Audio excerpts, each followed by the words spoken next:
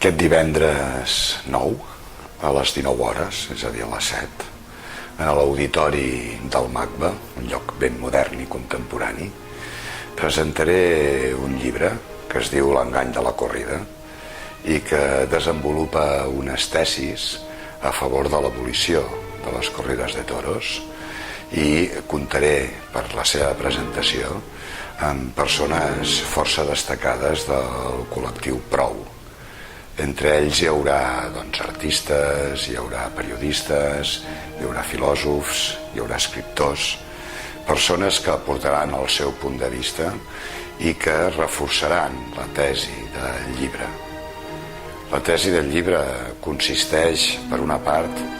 en construir una nova ètica que sigui més respectuosa amb els animals i, per l'altra part, en rebatre els arguments que són enganyosos i que no per això deixen d'utilitzar habitualment els taurinòfils. Així que us convido a assistir a un acte en el que no només es presentarà aquest llibre,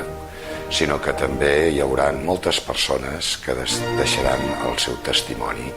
sobre per què estan en contra de que es pugui continuar matant 11.000 toros cada any en les corrides de toros.